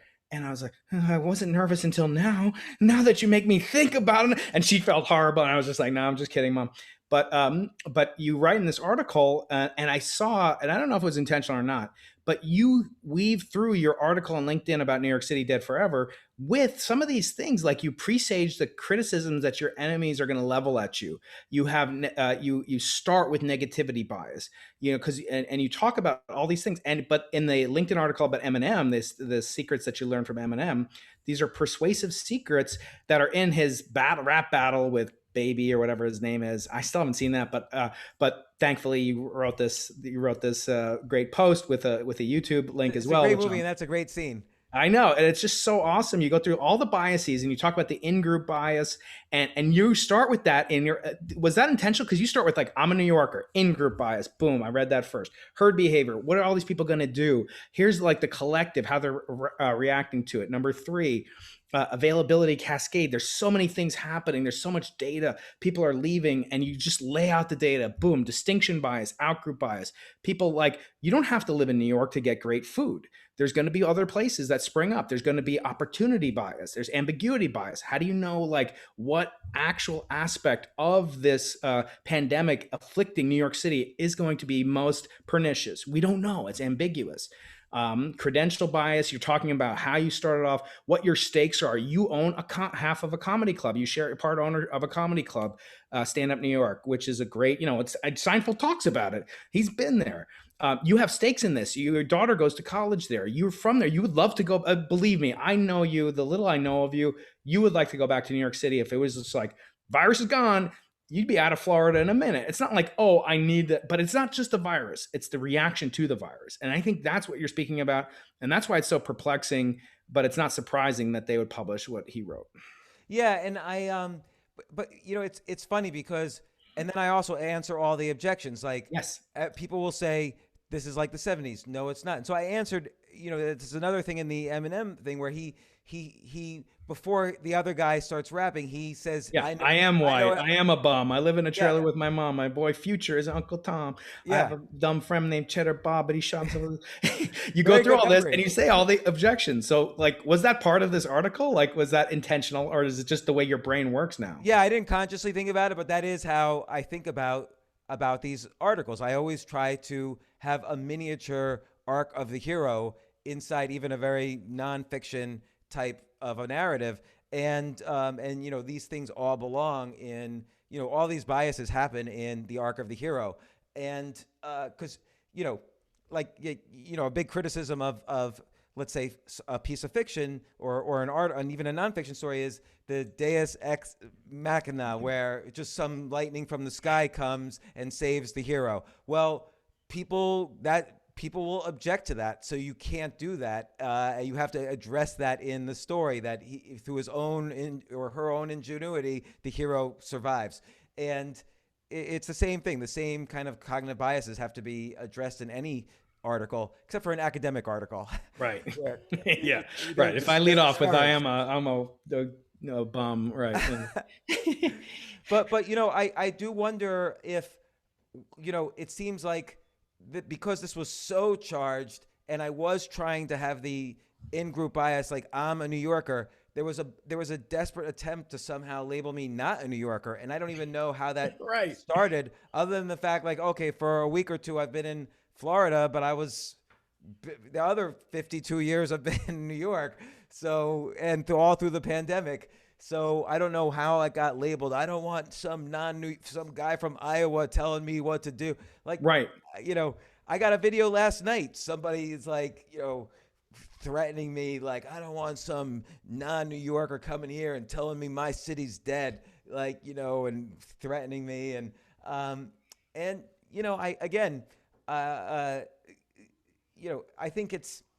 think there's going to be hopeful things. Like, I think the country will change. It's like the economy is not up or down right now. It's tilted. And how the water, instead of going down one stream, has started going down other streams. I don't know how you say it, like things that split off from a stream, but tributaries. Yeah, so there's other tributaries now flowing into some of these second and third tier cities. By the way, this is something that's been written about for the past few months. I'm not the first to say it. So, I guess maybe just me saying it all together, and then I had a strong title, but people were critical of the title, but if I didn't have the title, nobody would have clicked on it, and there's real danger that the title is truth. And uh, I don't know what to say. I don't think I would Yeah. have done anything differently. And I did do another article saying, look, here's the hope is that, opportunity gets dispersed and decentralized. And then I did, I had to do the rebuttal to Seinfeld. So I kind of more clearly laid out the issues without as much of the story. And it was a little calmer. Mm-hmm. And, but you made a Yeah. good point earlier, though, that people are kind of going in and out of different lanes. Like, I've spoken to a lot of scientists during this pandemic, and like, you wouldn't have given me advice on hydroxychloroquine, for instance, but I've talked to epidemiologists, I've talked to other types of doctors, I've talked to virologists, immunologists, I've, I've talked to all sorts. And one thing I have noticed is that some scientists who have the MD, the initials in front of them or after them, they do kind of veer out of their lanes a little bit. And with a little bit of research, I could see, oh, this guy doesn't really know anything more than anybody else. Particularly if they weren't an epidemiologist, Right. you know, like some That's what I things. always say, James. When somebody asks me, like, I give a talk about cosmology, it'll be to a big audience, a popular, not a university lecture. I'll give at the end, what do you think about climate change? I'm like, okay. And I always preface it by saying, I hope when you invite someone to speak about, oceanography and atmospheric chemistry, that when you ask them, what do you think about different ways the universe could have begun, that they say, please consult a cosmologist. So it's like, yes, I understand differential equations, Newton's laws, quantum mechanics, etc. But there's more to being an expert. Theoretically, what Dirac used to say, Paul Dirac, Nobel Prize winner, discovery of the predictor of antimatter, essentially advanced quantum mechanical dynamics. He said, my equations describe all of chemistry and most of physics. And then he would say things like biology is just applied chemistry, but it's very, I don't think you want, by that logic, medicine is just applied biology. So do you want Dirac, who could barely tie his own shoelace? Do you want him to do brain surgery on? I mean, so Right. it's this authority bias, halo effect. That's another bias that comes in, Yeah. and because like Einstein, they wanted him to be the president of Israel, and he was just like, what the heck, I wouldn't go to Einstein for like fatherly advice. He basically abandoned his kids. He had sex with his cousins or something. I forget exactly the details, but the bottom line is, like, we have this halo effect around scientists, which is why Andrew Cuomo is saying, like, you should listen just to scientists. No, you should listen to scientists, but we voted for you, Andrew Cuomo, or the New Yorkers did, or Gavin Newsom here in California, because you have to make the hard decisions, not Right. And take outsource your lots of brain because inputs in. smart people. Yeah. And let me ask you a question though. Like one, I agree with you, but I'm curious if you could broaden what your expertise is, in the sense that, yes, you have answers to, cosmological questions, but also my guess is you're better at asking questions regardless of the field. So if someone said to you, what's the answer about climate change? You might not know the answer, but you might be able to say, well, here's 10 questions I would think about asking if this was my field. I bet you Absolutely. that you could do with some expertise, because Yeah. questions are just as hard as answers in many Yeah, I cases. get asked, for example, I get asked, and I see different things because I'm not an expert in that field. I'll give you an example. Because I'm not an expert in oceanography, I'll sometimes be asked to review proposals about like physical oceanography. And in fact, once it came down to reviewing a proposal about why is there a difference between the melting rate of the North Pole versus the South Pole ice caps. There should be identical just based upon irradiation and other factors. There's some current effect. But the scientist, I won't say who it was, but they couldn't get funding because it kind of was disagreeing with some of the orthodoxy of what their field had suggested was the truth. And so the only way they could get is through like a private entity affiliated with the university I was at. And so I would read about it and I'd understand it, but because I wasn't so invested in the field, I didn't have that sunk cost into like the narrative of my field, that I could see things from a different perspective, and ultimately was able to persuade people that, it wasn't like, it was like 50K or something. It wasn't a tremendous amount of money by scientific standards to support students and go on a vessel or whatever. But he ended up getting it and did good work, interesting work. But when the stakes, there's a difference when the stakes are really high, and that can actually occur in my field. Like we said, we discovered the origin of the universe in a huge, cataclysmic event called inflation. That had huge implications, and actually, on the very day that we announced the results and that I describe in Losing the Nobel Prize, my book, I'll plug it now. That we actually had people on like atheists saying this proves there is no God, and then we had this is the proof of the handiwork of God, like on the same day, for eminent scientists or theologians or scientist theologians. And it's just so funny that even in that thing where it should be the most objective data. Here are gravitational waves, which are indicative of quantum perturbations in a primordial scalar field. Blah blah blah. There could be like what gets layered on top, the superstructure that then gets erected around it is really dramatic. I'm actually reading Galileo's book, the dialogue on the two world systems, which is a fascinating book. It's not only, and it made me think, I keep thinking back, it's still stuck in my craw when you gave these awesome tips on how to read a nonfiction book and talked about these crappy science. No. You talked like how do you read it? And there's a preface to it that says most books like Newton's Principia, one of the most influential books of all time, is basically unreadable. I mean, even by me, I can hardly understand it. And I've seen the original copy, I've read translation. I can't get past the first couple pages. The dialogue is written as a dialogue, as a platonic conversation between 2 or 3 people. And it's so engaging. It's 400 years old almost.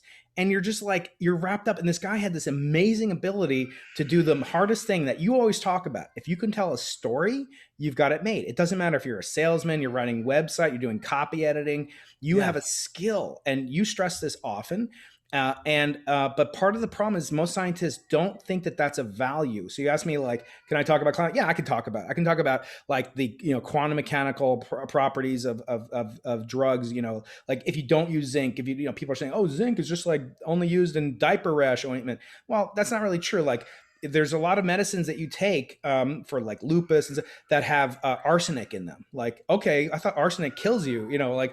So just to say, oh, zinc is only used for diaper rash, that's fundamentally an irrational objection. Now, I'm not taking a stand because actually I haven't studied it.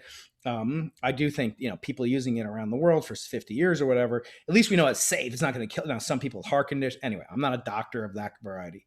But getting back to it, I think most scientists can't tell a story really in the way that their subject matter is the greatest subject matter there is, and that storytellers are doing such a poor job at it, which is why I feel like my mission is kind of like make things interesting the way Joe Rogan does about science. That's really passionate, and but explain the work of my colleagues who are more brilliant than I am, but are not as good at maybe telling a story or weaving together the threads. That's what I see my mission is, and while I'm also trying to do real science. Well, let me ask you this: like, Richard Feynman is obviously one of the greatest physicists ever. But Yeah. part of the reason why I think he's one of the greatest physicists ever, because I have no clue really, is because he writes such compelling stories. Like, surely you're joking, Mr. Feynman is maybe the most popular modern science book around, like for the past 50 years. And and then you have kind of these string theorists like Brian Greene and Michio Kaku who have popularized science. Look, Neil deGrasse Tyson, I don't know if he's a good scientist or not, but he's a good storyteller. So he's one of the most well-known scientists, at least. And I think he's the most well-known scientist in human history because of just the advent of media, etc. Like, yeah, no other exactly. scientist has been known by more people on the face of the planet. Maybe Stephen Hawking. Yeah, maybe Einstein. Yeah. Yeah. Yeah, Hawking was really good at it, but he had that wit. He didn't take himself so seriously. And it's very hard, James, when you talk about a pandemic that can kill millions of people or global warming, which, some say will render the earth uninhabitable and kill everybody. It's hard to make light of that. Like, here's 10 jokes on the way the world will end, by fire, by ice, etc. Those kind of, things are not endemically, just hilarious, gut busters. But you're right. These people have a skill, and the hard thing is to do that and continue to do real science, and that is a little bit rare. Brian Greene does that exceptionally well. Neil deGrasse Tyson will say he's not currently a scientist, and actually he does a great thing. If you ask him, "Oh, tell me about the Big Bang, Neil. You're so smart," and he'll say, "Go talk to." Well, he won't say, "Go talk to Brian Keating." He doesn't return my emails or calls, but maybe someday he will. Not when he finds out that I talked to you and that you're ransacking New York City, where he calls home and makes his living. But I've been on his podcast a couple of times. He's been on mine, but That was then. I much That was prefer. then. That was when New York City Yeah, was vibrant. right. Now I'm not allowed to go back to New York City. There's like a You're picture of me at the forbidden. airport. Yeah. Yeah, it's like, oh, by the way, if you're coming to New York, my friends there now, working on, the university system, which you talk about. I mean, you're just giving facts. You're saying, here are all the dorm rooms that are going to be unused. Here, and like, what are yeah, of course, the kids aren't going to pay dorm, fees. They're going to be remote. They're going to pay tuition at a lot of places. But what are the landlords going to do? How are you going to stay afloat? Comedy clubs, like Jerry's like, oh, your comedy club, blah, blah, blah. Like, I heard it said that, and I think you told me this, the average American has $500 saved to their name. What would you say is the average amount that the average comedian has saved up? Probably less than $500. Negative, yeah. I know, and this is, I don't say this in a happy way. I know a very good comedian, very talented, maybe one of the most talented in the world, actually, and one of the most well known, if I were to say his name. And during this time, he's been delivering for Grubhub. Like, it's just his skill was comedy. I know a physician, James. I know a neonatologist. I know, like, she works in an ICU. She was doing Grubhub, both for financial reasons, because they laid off doctors, right? We laid off our some essential workers. People don't talk about that. She had to make a living, and she's single. She made a good living. They furloughed her one day a week. That's a huge thing when you have built-in expenses, and it's not like the PPP or whatever it was called covered all that. But the other thing is she also missed social contact, and she missed seeing people. And even, she's single, and so she couldn't, she couldn't meet people. And it wasn't like, she's going out and it's like Tinder in real life or something, but she wanted to just have human contact. And I think that's what's missing. And I think, how much longer can this go on? You come to New York City now, you have to quarantine for 2 weeks, or you get like a $10,000 fine. Like, has there ever been a state, like after 9/11, they didn't let me get too close to ground zero, but you could get very close to it actually for a couple of days. You could walk through it, and it was dangerous. I didn't do that. I came around early November of 2001. But it wasn't like you had a quarantine when you came there for 2 weeks. I mean, what's that going to do? No, I know. And that's why, again, this time is different. And so it's a different set of questions. Like, okay, they took the economic playbook of 2008, 2009, which is the Federal Reserve reduces interest rates to basically zero. They start what's called moving up the curve. Instead of just buying treasury bills, they buy other types of bonds. This is all economic stuff. So, it's basically they followed that playbook, but to a little bit more of an extreme. And then there was also a Keynesian style stimulus package passed by Congress. But then nothing else about this is the same as any other event. Not World War II, not the Depression, not the 70s. It's different. And also then you have like these nuances, like the fact that bandwidth is pretty good. Like we could, we could have meetings with people now and then be more productive. We could have meeting after meeting and then go back to work without moving, or we could jog around the block, or there's a wide variety of options now for us to get our work done. And it's just a different world, and that has to be acknowledged, but also the economic problems of, what's happened has to be acknowledged. Again, I keep saying it, and maybe it's because it's still I can't. It still bothers me. I really don't know why I wish I hadn't gotten so much hate. And I think, James, you did again. I'm going to give you your own advice. Doctor here, myself, Dr. Altucher. What you do is so rare, and you have to think about it. How many people have the platform to do something that requires courage? Like me saying something to you, I've got a few thousand followers. It doesn't take that much courage. I actually tweeted out to Jerry. I was going to say something. Tell me if you think this is funny. Like, Jerry refuses to come on college. He's so brave. I tweeted out, he attacks James Altucher, but he's too scared to come on college campuses. And I was going to put, unlike the old days where he used to go on high school campuses to find his future partner. Anyway, I didn't go that way. That's funny. I didn't go that deep. But like, let's say I did. Like I was a little nervous. I'm not going to say that. Maybe Jerry. Jerry's not going to see what. Brian Keating, what the hell? He doesn't care about that. But I didn't publish it anyway. But it took no courage not to do that, because I don't have any backlash from Jerry Seinfeld. Is not going to come down on me. But I think what you're doing, again, you did it for pure reason. If you did it to like, you're going to sell, shares in your timeshare in Southern Florida or wherever you are now, I think that's another story. But I personally know, like, Jerry's not like making fun of Joe Rogan, is he? He's not making fun of, like Right. And people Joe that are. Rogan has twice read my article on the air. Yeah, it's just unbelievable, and so like you didn't do it for ulterior motives. I know you're doing it for purity of. You give away so much, and you still have this extreme degree of courage. But I think it's too soon to tell. Like they used to ask Cho En Lai, about in Vietnam, like, what do you think of the French Revolution in the 1970s? And Cho En Lai said, too soon to tell. And I think it's too soon to tell, about the revolution of this article. Look, we all want to get back to New York City. I can't wait to go there. I've got friends, family, investing, kind of. I was thinking about buying and renting a pied a terre there someday if I could afford it, just because I love it so much and I miss my family there so much. I mean, my brother, my cousins. I don't know right now if I could do it. And part of me was just like, oh, I'm just torn between all this. And for me to think about, that's the way that New York. Now, I didn't say like I hate you, James, for bringing it up. I said this is very courageous. And so again, I don't second guess it. It's had a lot more goodness. The fact that you're getting the attention. Look, would Jerry, if I wrote to the San Diego Union Tribune, New York's dead, like, no, but he wouldn't write back, and Blasio wouldn't care. But you're making them think, and they have to confront you. And if they don't let you respond in kind, I think that's almost proof. Like you did the final thing you did from the Eminem kind of what do you want to call it, debrief, takedown analysis that you did about his persuasive techniques. At the very end of the article and at the very end of the Eminem article, you talk about the reciprocity bias, or what you'd call the Ben Franklin effect, which is, Ben Franklin used to use a technique to win over his political enemies. He would ask them to borrow a book from his political rival. His rival would give him a book, and then the rival would think, now I'm the type of person that gives Ben Franklin books, so I must have this fondness for Ben Franklin. And it completely alternated his view about Ben Franklin. At the end of your article, or at the end of your statements to Jerry, you're like, you're welcome back. Like, come on back, Jerry. Will he do it? I think it's proof that he won't. I think it's proof that he doesn't have the courage that you have. Anyone can write that. I mean, the point is, could you write Jerry's article, James? Could you steel man? No.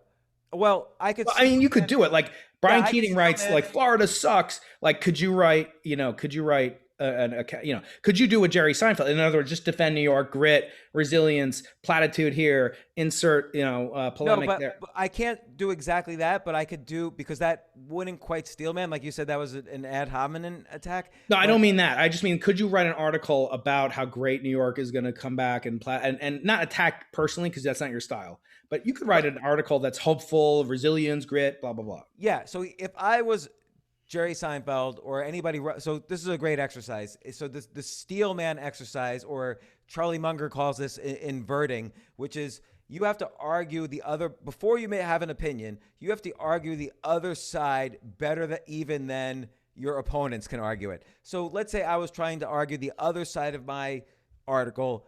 I don't even want to say better than Jerry Seinfeld, because there's like 5 levels higher to argue this. But I would say this. Look, a lot of it's going to boil down to the relationship between the mythology of New York City with the mythology of America. It's obviously they're connected. New York City's not only the financial capital of America, it's really like the capital of the world in some ways. Yeah. And let's look at it in terms of the election. If Biden wins, he's going to certainly bail out New York City. Now, is $10 billion enough? No, that's a Band-Aid. You still have issues with, are people going to leave? Are people going to, are his Broadway actors going to move to Nashville or wherever? So maybe you need a little bit more than 10 billion. Maybe you need 20 billion. Then you also need to temporarily give New York City enough money to give corporate incentives for companies to come back, or huge incentives for them to stay, and maybe even hire more employees, like give them tax incentives the more employees they hire. And And then you have to argue that's going to happen. So if Biden's elected, that will happen. And if Trump is reelected, you can say, look, Trump's a lifelong New Yorker. He wants to come in as savior. Dinkins is on his way out. So, at that point, Trump's not quite a lame duck, but Cuomo could possibly take credit if he works out a deal with Trump to bail out New York City. New York City needs money. It's a financial issue to keep people in. Then it needs to create incentives to keep people and companies in there right now because people are leaving. Like you call any moving company, they're overbooked. They don't even return the phone calls. Yeah. So I sent you that article from the New York, like, are they canceling that? Like, we're turning away business. Yeah, exactly. So that's how I would steelman it, is that the likelihood is, I can make an argument that the likelihood is that there will be a bailout of some sort. Now, and I didn't address that in my article because that I don't know if that will happen. That's a lot of uncertainty, but I could see a path towards that happening. But the bailout would have to be massive and much more massive than they have their hand out for. So, but I could be wrong too. It could be maybe not as massive because of this resilience and so on. But that's how I would steelman it. I would say James brings up good points. Let's address them one by one. And that's how answering the objections. And then I would say, look, okay, restaurants, we should provide incentives maybe for New York residents and tourists. Like, hey, let's do a deal with tourists. Like, if you come now, you get $100 of meals for free at the airport or something. I don't know. Like, but there should be some game of incentives that's played, and that's how I would steelman the argument. So in the last couple minutes that we have, James, if you could rewrite it, redo it, what would you do differently? Would you go even more in the data side? I really like that you have this, data backed up, and it's actually not too dissimilar. I mean, there used to be, I was reading again Galileo's dialogue book, and it's just so funny.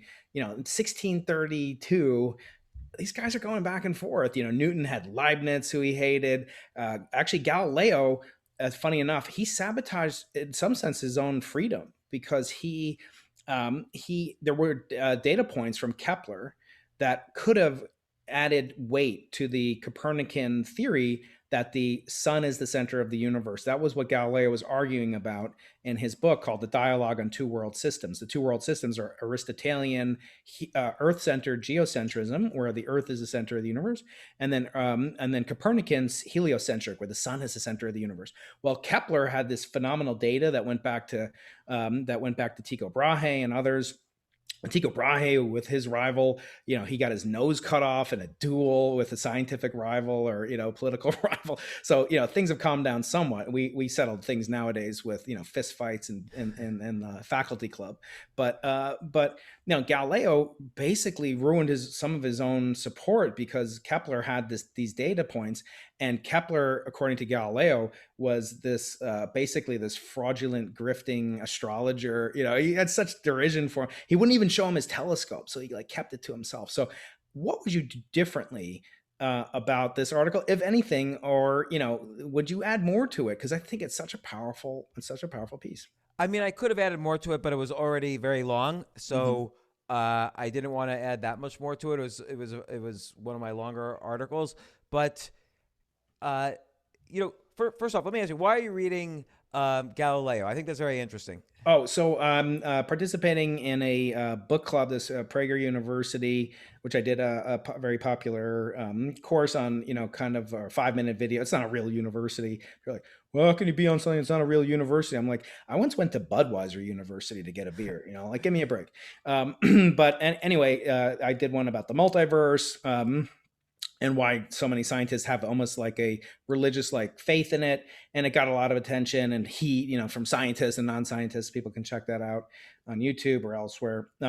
But now they want to do a course on the classic books of all time. So things like 1984, Viktor Frankl's Man's Search for Meaning. So they want to have something in the scientific realm, and something that influenced me as a professional scientist was Galileo's book, The Dialogue, because it's really a work of popular science. It's a work that has tremendous impact on kind of the battle between science and religion, politics and science, but it also is a psychology study in this man Galileo. and it's fascinating to see what his desires, his compulsions, his biases. The original title for that book, tell me, if you do A/B testing, which is better, the dialogue on two world systems or on how tides on Earth work? I might like the dog on two world systems, actually. That's what it was called. Yeah. But originally Galileo wanted to call it How Tides Work or something like that, which I didn't know until I started rereading this book, and I'd forgotten it. But everyone knows it's the book that got him in trouble, eventually got him imprisoned, and he was, in some sense on trial for reason. Some people say he was in prison for being rational, and there are all these myths about him that he went to jail and was tortured, all this stuff. Some of which I actually included in my TEDx talk, which you may or may not remember. Actually, you were about on your way to the airport. Yeah, I think I was vomiting then. So I'm reading because it's a study in psychology. So just like you have with Eminem, I want to do kind of a breakdown, like what is a scientist like? What makes a scientist? What drives him or her? The biases, the humanity. Because this vision that like a scientist is Einstein. I'm not Einstein, therefore I can't be a scientist. That's detrimental to progress in science. So those are the reasons I'm rereading this book. And the reason I ask is I think it's a very important aspect of mastery and learning to read the history of your field. Yeah. Like, I'm always amazed, for instance, in like, let's say, when I used to be a professional investor, how many of my peers did not know the history of investing, the history of bubbles, the history of the different economies. I know a lot of people now who don't really know, pundits or investors or economists or people who write about these things don't really know how the Depression started, how it ended, they don't really know the roots of the Great Recession. I did a whole kind of what I call a Twitter masterclass on it, and people were amazed that they didn't really think of it in these ways. But right. It reminds me of how Bobby Fischer, one time when he was a kid, he was the greatest chess player ever, arguably. And at one point, he took a year off when he was like 12 years old, 13 years old, and he disappeared for a year. And during that year, he studied every single game played in the 1800s. So there was all these classic players, and they had a very different style of playing then. It was called the Romantic style of playing chess, but it was considered very basic by the time Fischer was around. But what he did was he studied these 8 games from like the 1830s so much that he found improvements in every game. And then he came back, played in the U.S. Championship, all of these ancient openings that people were like, oh, this is just easy to. And he had improvements, though, and he won like with a perfect score the U.S. Championship and became the youngest chess grandmaster in history. And so studying the ancients and studying the older material really does build in any field this kind of mastery of the fundamentals, and yeah. People kind of forget that, I think. I try to teach that to my students actually on the final day of their defense. Hopefully none of them are listening. They're all hard at work in the lab. But I ask them things like, you're a professional astronomer now, or astrophysicist. Now you have PhD, Dr. So-and-so. I think the Earth is not only flat, but it's also stationary. Prove me wrong.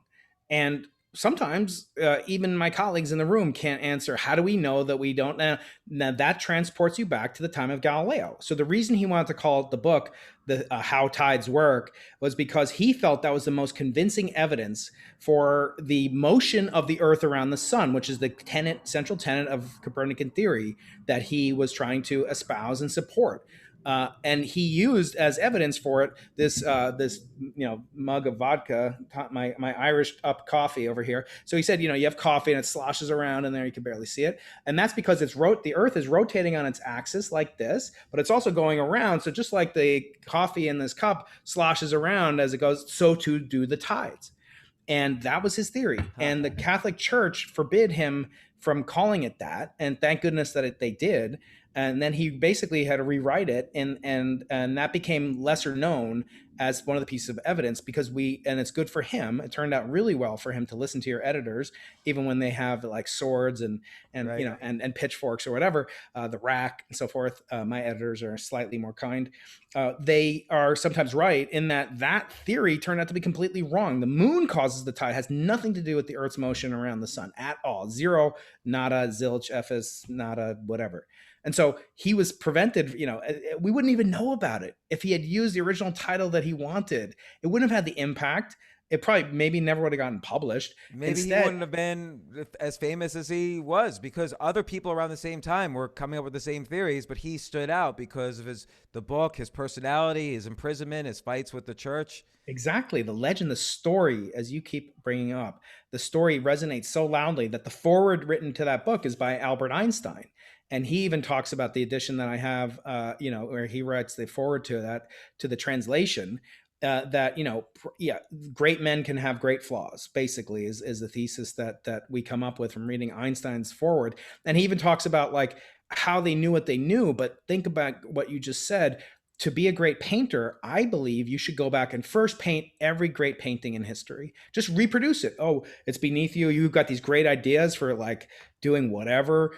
Fine, you can have those ideas, but first understand it. And the problem with things like the Nobel Prize, the influence that the Nobel Prize has that's pernicious in science is that it teaches you the answers before you had the questions. Like it teaches you, here's the right answer, Einstein, here's the right answer, Dirac, Schrodinger, blah, blah, blah. But you never go through the process. Like, what if I was in 1631 and I wanted to prove, I get teleported back, and this famous example that gives you night terrors. If James gets teleported back, I mean, you have very few skills. You've admitted. I have slightly more because I can divine and make predictions about eclipses. I would kill myself as soon as I got a toothache.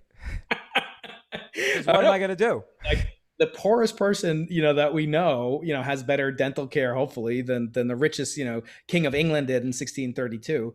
But how would I prove it? How would I prove that the Earth? And surprisingly, as I said, look at this picture behind me. Like Manhattan looks pretty flat. New York looks pretty, like the Earth looks pretty flat. Prove it wrong. And that will shift your brain. That's a hard question. I ask people all the time, can you prove that the world is not flat? And they're like, oh, come on. Everyone knows. No one can prove it. It's very hard. Or they'll say, go into space. And I'm like, no, you're in 1632. Like there is no spaceship. Like you're going to tell the King of England to go into a spaceship. So I agree with you 100%. This underappreciated kind of masters of Western and even in Eastern civilizations, they had great technology. Reproduce those, and it's just like training your jokes. You could probably do really good job in comedy. Maybe we talked about this once before, but like just like telling Seinfeld's joke, whatever. Like see if you would do it differently. Like see if you get a laugh. If you don't get a laugh, but he got a laugh, why is that? And that's a really good point. Like I said to my daughter once, she was thinking of going to do an open mic, and I said, okay, take a bunch of Seinfeld's jokes and try them. And I said, and she said, isn't that stealing? And stealing is a big no-no in comedy, which I agree with that no-no. Like if you're performing in front of professionally in front of an audience, do not steal anyone's jokes. But I said to her, no, it's like you're doing a cover, and the only other audience is beginning comedians that are open mic. So you're just doing a cover you're isolating what people think is the key component of comedy, which is the joke, and you're getting everything else correct. So we know the joke is funny, so now we have to master stage presence, crowd work, your nervousness, the way you hold the mic, all your likability, your charm on the stage. So let's see if you can get those going, then you could start to write your own material. And it's like just doing a cover of a joke and seeing if you could do a good job. I've never done that because I went straight, for better or for worse, to the stage, but I'll do it in my home. I will imitate in front of a mirror like Dave Chappelle or Jerry Seinfeld or, whoever my favorite comedian of the day is. Like, I've had hundreds of favorite comedians, so I will imitate them until I've got their style down. And then I don't tell their jokes on stage, but at least I know, oh, here's a situation that TJ Miller once found himself in, and he did this. I'll try to do something similar. And so you build up this vocabulary of, techniques built through history. Yeah, you had a podcast with like the most funniest joke. It's about like state abbreviations or whatever. Like, oh yeah, Gary Goldman, man, that is a brilliant joke. Right. So one thing you get just directly is now you can imitate. Like if you work on impressions, which are very hard to do perfect, well, but you can get their voice. Like, did you ever notice? Like whatever, you could actually literally imitate Jerry or whatever and get their accent. So like you would actually be building something new in your repertoire, even though it's derivative of what they did. And of course, yeah, I mean, like the marvelous Mrs. Maisel is kind of based on that. Like her husband that becomes her ex, is like copying jokes from, I don't know, like Bob Newhart or somebody. Yeah. Yeah. Who Right. was the Dave Chappelle of his time, maybe. But the interesting thing to me is like I noticed this with my students. I'm really lucky. I get students from all over the world that come here. I have students from China, from Thailand. I had students from Uganda, from Kenya. And with the graduate students I had, I would pay out of my own pocket because the university, for some reason, doesn't value this. But I would pay for them to go to Toastmasters. And what do you think they do there? They're like, doing a toast or roast or whatever. They don't know, like, whatever they're talking about, like Eisenhower at the Rose Garden in 1952, whatever. They're just reading stuff, but they have to then they get these meta skills of presentation, of a crowd warming, of It's really salesmanship. valuable. Yeah, it's extremely valuable, and we never teach it. And maybe next time we chat, because I know you have to go, I've kept you over, but we'll talk. We'll talk some other time about academia, and I want to get your kind of. I'd love to know. I've asked this of Noam Chomsky, Eric Weinstein, some non-Jewish people too. I've asked them what would they teach at their university. So if Altucher University comes to fruition, as I'm hoping it will, and I'd like to be the first dean, provost, chancellor of that fine institution. But I want to know what kind of things encapsulate the sum of human knowledge of and it could be things like speaking, comedy, art, etc. So let's save that. Hopefully you'll Yeah, that's a great topic, and it can be divided into two, which is what's good from first through 12th grade, and then what's good as an adult. Yeah, because there's different skill sets. Yeah. That are needed. And actually, I'd also like to kind of just thinking about it, think about which of these things require, if any, in person presence, or which can we actually use in the virtual environment, and things like virtual reality, et cetera. I want to get your impressions about that. And then we'll have Bill De Blasio and Jerry Seinfeld come in and talk about politics. Oh my God. I wonder if I just were to call Bill De Blasio right now and I'm going to do this as an experiment. Actually, yeah, let's do it. I'm going his number? to call. Let's see. Call his office, exclusive live. I got it. Yeah, let's do it. Mind if I do this on the? No, I don't. Do I mind? Come on, do it. Okay. Let's see. The mayor's office, New York City. Bill De Blasio, office of the mayor.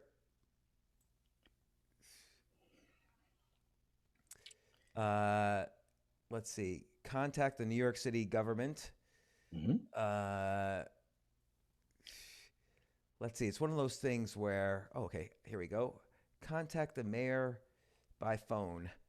212 New York. Who knows what New York is now? Like the numbers. Like, do you know what the numbers are? Do they have it? They changed. Now it's like the middle digits of pi.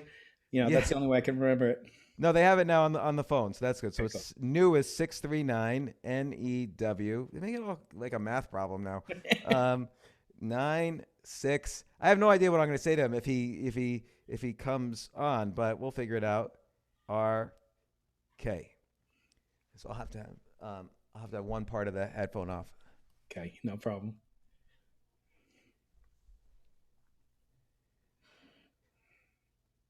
So it's a recording.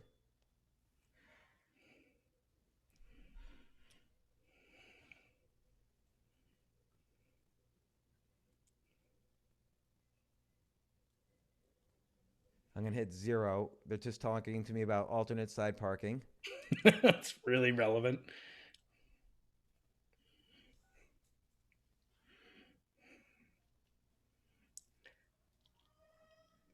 Okay, music.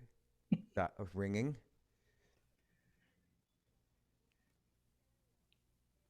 Oh, somehow I picked Chinese.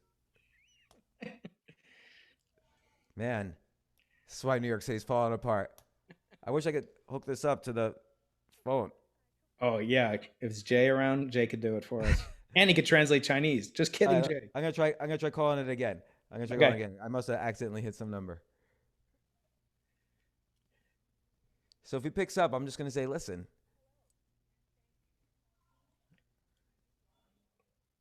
I want to help you. You're trying to help him out.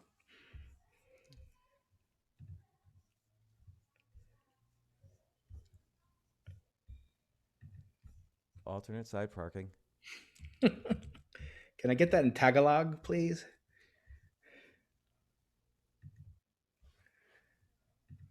Press 1. Coronavirus help. Yeah, you're trying.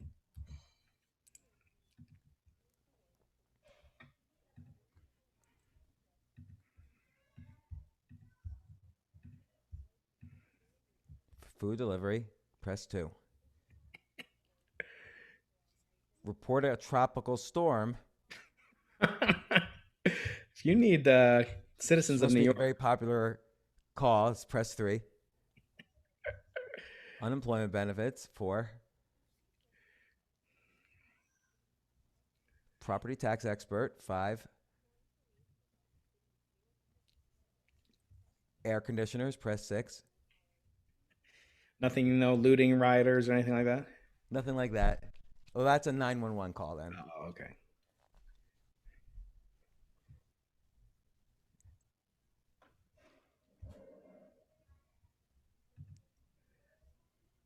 Am I calling about alternate side parking? No.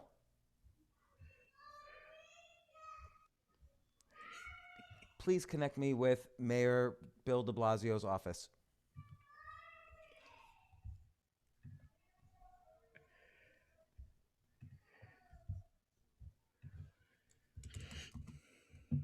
To send an email.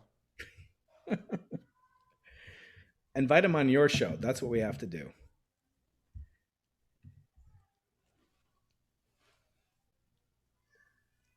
Speak to a 311 representative.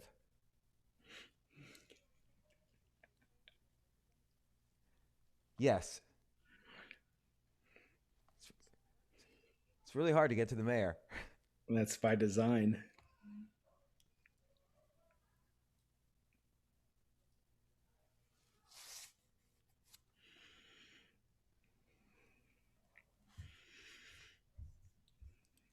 Yes, please. Yeah, can I be connected to his office, please? I recently wrote an. Excuse me.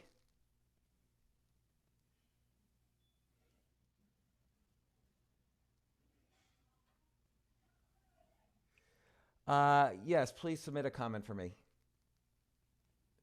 Comment is James Altucher, Altucher,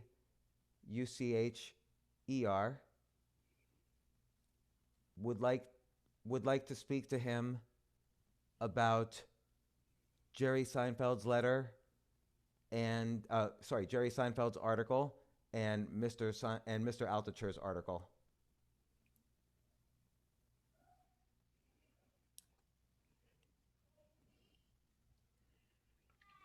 I'm on hold.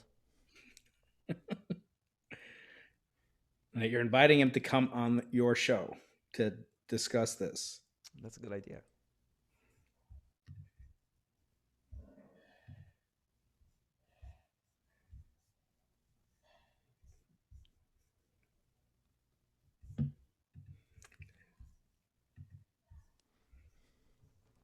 Maybe they're trying to put me through. Got to put it on speaker if he picks up. Oh, yeah. How do I do that? I wonder where the speaker is. It must be James Altucher, Altucher.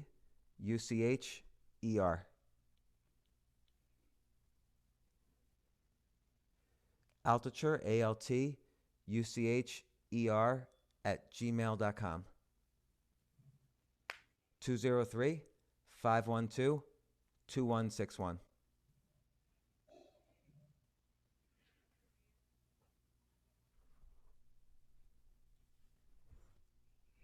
No, I am James Altucher. The mayor just tweeted to you.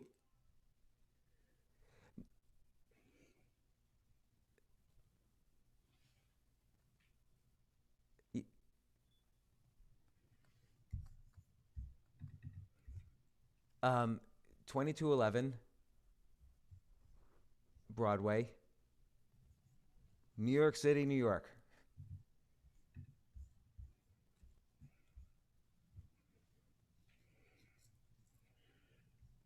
Okay, I'm on hold again. Okay. Does it have a speaker? Yeah, I wonder how I put the speaker on.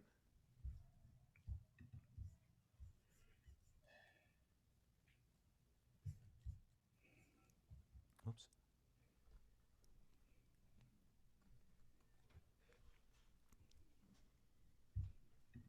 If he answers, I mean, if somehow I get through to him, which seems unlikely, Yeah. I'll ask him to. I'll just say, hey, let me. In. Yeah, no, sorry.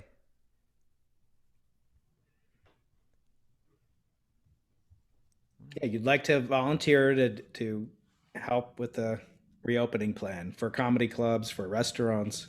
Oh yeah. You employ, how many people do you employ in New York City? You're a business owner, homeowner, voter.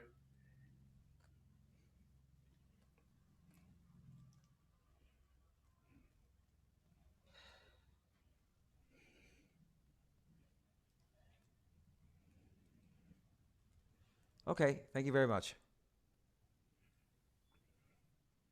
Okay. So there's basically no way to get a hold of him. I had to submit a comment in 50 words or less, and he'll get back to me within 2 weeks. And under no circumstances should I call the number again about the same topic. That's very, it's like New York is just so welcoming. I mean, I forgot about that. I wonder Well, if there's any way, like I could just call up, like I'm friends with the Brooklyn Borough president, so I could just yeah. call him on his phone, and he's coming on my podcast next week to talk about my article. But I guess DeBlasio is not as Oh. accessible. Well, yeah. I mean, that's Eric Adams, right? Yeah, Yeah, he's great. I love him. So hopefully he'll be the next mayor. Who knows? But yeah, yeah. actually, you could say when you write him this 50-word thing, you want to give equal opportunity, Eric Adams, and you to come on the show to talk about this article instead of just tweeting about it. You're a businessman. You own and employ people. Own real estate. You employ people. And you're trying to help New York, and that's the bottom line. And I don't think there's anything wrong with that. I think you're tremendously courageous, as I said, and I really have a fond spot in my heart for you, James. It's always fun to talk to you. Yeah, ditto, Brian. And I'm looking forward to chapter 2 of when we talk about how the universe began. I'm all ready. I've Yeah, I got can't wait questions. till I get back in my lane. That's all I want to do is swim in my lane down the East River that's over here. James, awesome to chat with you. Thank you so much. Be strong, be courageous. There's millions of people that support you all over the world. Keep doing what you're doing. Thanks, Brian. I appreciate it, and I appreciate always coming on the show. And thank you so much. We'll talk soon. Bye, James. See you.